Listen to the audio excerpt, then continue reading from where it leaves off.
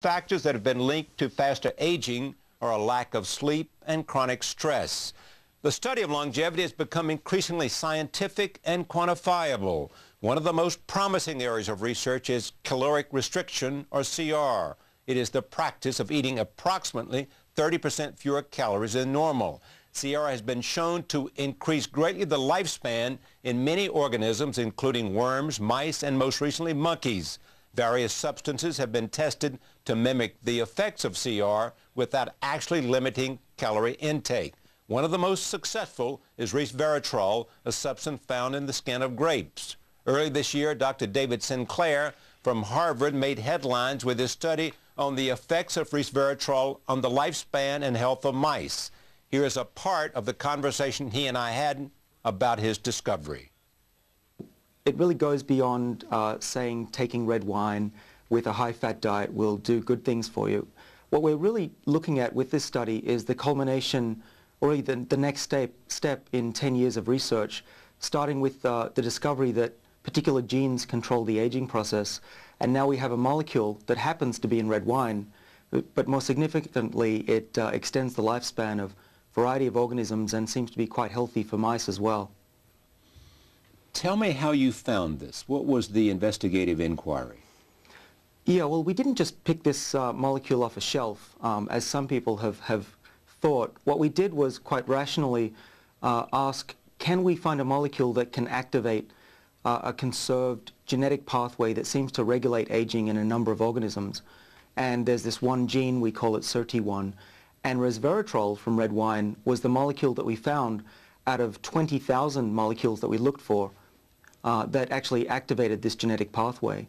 And now we're at a point where this molecule, we've fed it to a variety of different lab organisms, and it's extended all of their lifespans so far. When you look at it, and what exactly are the results with the mice? Well, this study in mice, and I have to caution, this is still in mice, not in people. Really what it shows is that this molecule, if put in the food of middle-aged mice and they eat it for the rest of their lives, can quite dramatically extend their lifespan. We're looking at somewhere between a 10 and 20% increase. And they were much healthier as well, these mice. Even though they were still obese, their organs looked much healthier, and they could perform little skill tests on rods much better, and they lived longer as a consequence of being healthier. Another promising area of research is genes. Most of the studies involve yeast, roundworms, fruit flies, and mice. In roundworms, for example, genetic manipulation has been demonstrated to increase worm lifespan by as much as 6 times.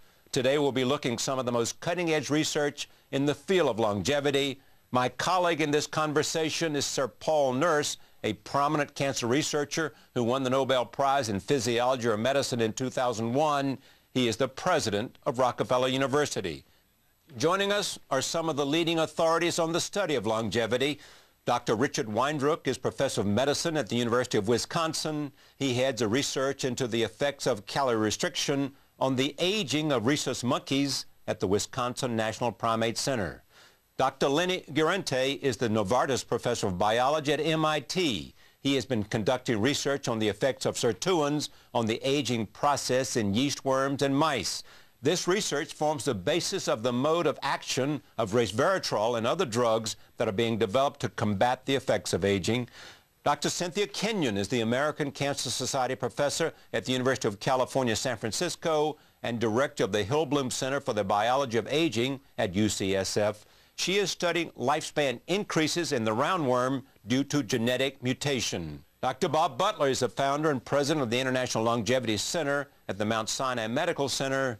He has been studying aging and longevity for over 50 years. And Dr. Jay Olshansky, a professor at the University of Illinois in Chicago, has conducted extensive research into the upper limits of human longevity and the health policy and economic implications of aging.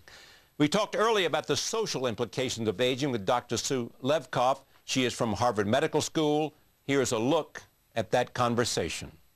Is the system today capable of handling, the baby boomers as they reach old age? Not at all. we're heading for a real collision course. It's a real problem. We're not prepared. One of the most important things, healthcare, the healthcare costs are going to be skyrocketing. Out-of-pocket costs that individuals pay for their own healthcare is rising. People are being asked to pay more themselves. People aren't making enough during their years and setting aside enough time for their retirement to be able to live and have a quality of life that is going to make them have a healthy, good old age. Having said all of that, and saying that I am pleased to have all of them here and Cynthia Kenyon in San Francisco, I want to start this discussion with this question. What is the conventional wisdom, things that are accepted as true or soon to be true about longevity? I'll start with you. Well, we certainly all agree on caloric restriction as being a very important manipulation, and that relates to the fact that with a healthy diet but low-calorie diet, we can get a 30% increase in life expectancy or longevity among a variety of species. We can also say that there's been evidence of longevity genes, being able to manipulate them in roundworms and mice, and not yet in humans. That also there's a biological clock of aging through the telomere, which are the ends of chromosomes that every time a cell divides, there's a shortening of that chromosome. Every time there's a cell division, the shortening of the chromosome. So we're beginning to make some genuine headway, which makes a tremendous difference in advancing the field of longevity science. Right. I think we can agree that this is a very exciting time for the science of longevity. There are a number of breakthroughs that have occurred over the past decade that are just breathtaking to behold. And what I think we're arriving at is a time where we will be able to intervene to do something about not just longevity, but diseases. Because the other thing I think we agree on, although we can discuss it, is that there's a close association between aging and diseases of aging. Aging is one of the biggest risk factors for most of the major diseases. And if we understand the underlying aging process, the genes that mediate it, the anti-aging genes, we'll be able to intervene in a way that won't simply make people live longer and be infirm during that period, but will actually keep people healthier longer. And I think that's tremendously exciting. And it's in opposition to the conventional way diseases are approached, which is very specifically, there's a specific drug for a specific kind of cancer and so on and so forth. What we're saying is there may be some underlying pathway that we'll be able to approach or access because we understand the genetics, and that will benefit many diseases all at once. Okay. Let me just